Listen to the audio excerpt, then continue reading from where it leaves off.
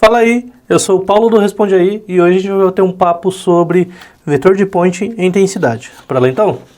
Então imagina o seguinte, imagina que tem uma onda eletromagnética aqui, tá? O campo elétrico e magnético. Ele passa por uma certa área A, né? E aí a gente quer saber como é que funciona o fluxo de energia por essa área A, ok? Então a gente espera passar um certo intervalo de tempo dt. Essa onda ela vai andar um pouquinho para frente, né? Essa frente de onda vai até uma distância cdt para frente.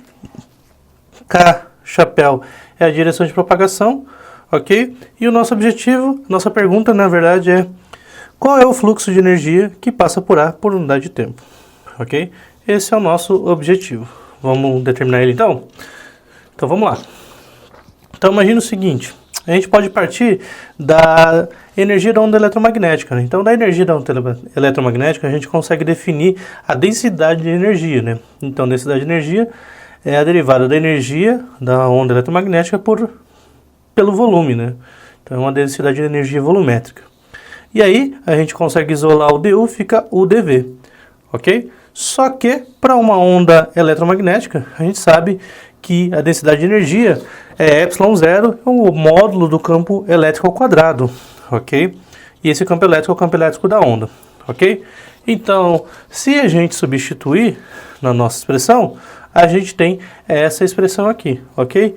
Mas, Paulo, e esse dV aí? O que está aparecendo aí? Quem que é esse dV? Esse dV, na verdade, é aquele voluminho formado quando a onda passa anda um certo intervalo de tempo dt. Então, esse paralelepípedo aqui, que tem uma área A e uma largura CDT.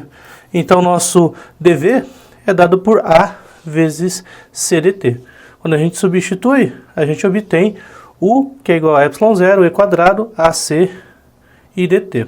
Ok? Mas, o que a gente sabe? A gente sabe que o fluxo de energia, ele é quanto a energia varia por tempo, né, du dt, sobre a área, né? Então, se a gente pega essa expressão e divide por A e por dt, esses caras somem, fica só esse cara aqui, ó. Você percebe que só tem ε0, C e E, então ele só depende da onda eletromagnética. E aqui aparece esse vetorzinho S.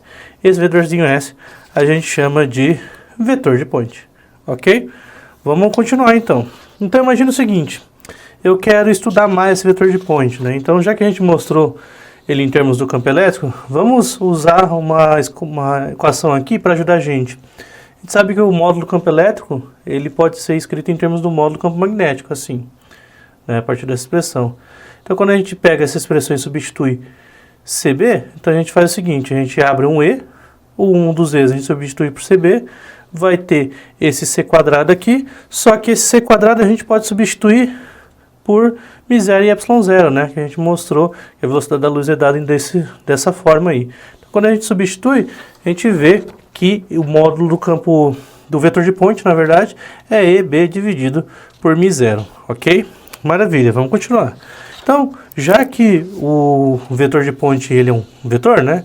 Então, a direção desse vetor de point é igual a esse casinho que é a direção de propagação da onda, né? É de se esperar, né? Porque o fluxo de energia da onda, ela tem que ser na mesma direção que a onda se propaga, ok?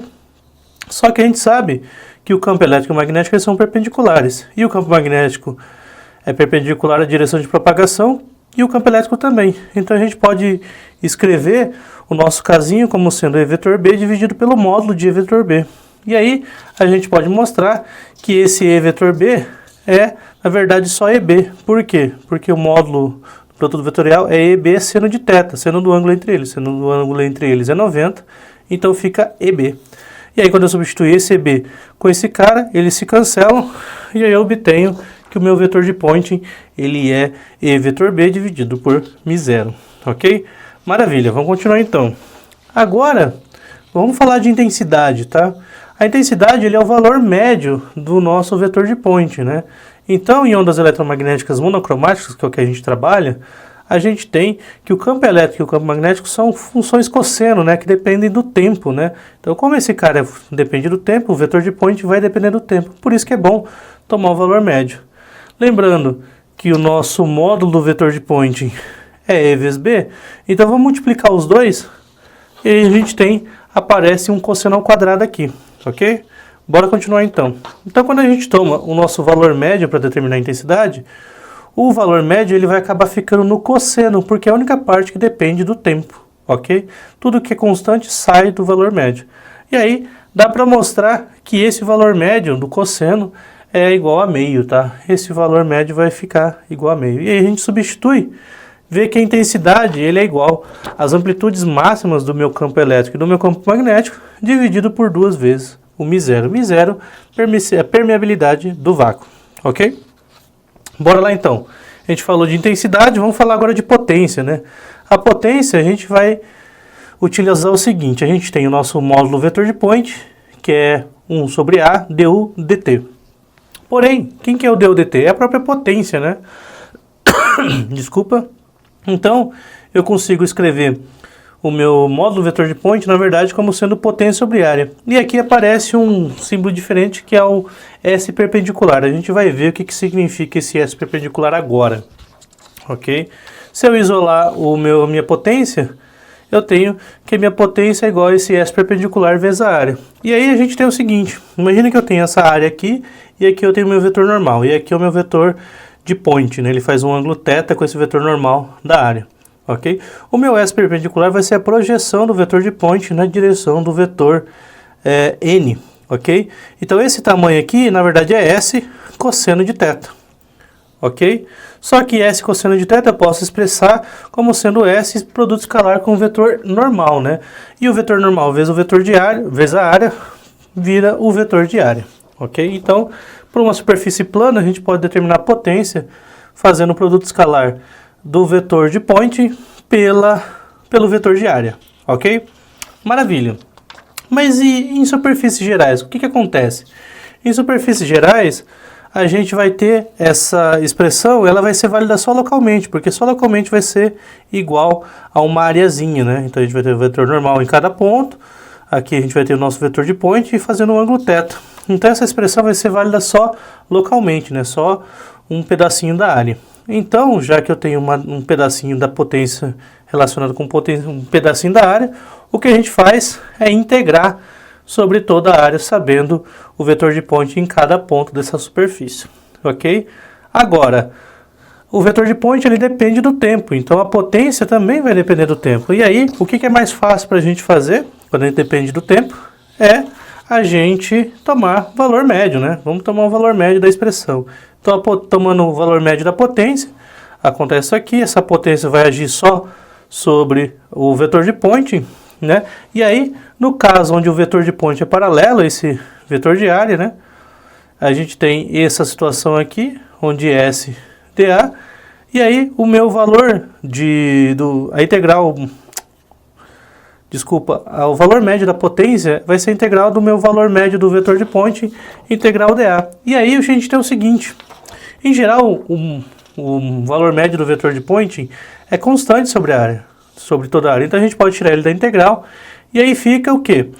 O valor médio do vetor de point é a intensidade, a integral da área é a própria área. E aí a gente pode determinar a intensidade da minha onda eletromagnética a partir do valor médio da potência dele dividido pela área. Então, intensidade é potência média por unidade de área. Ok?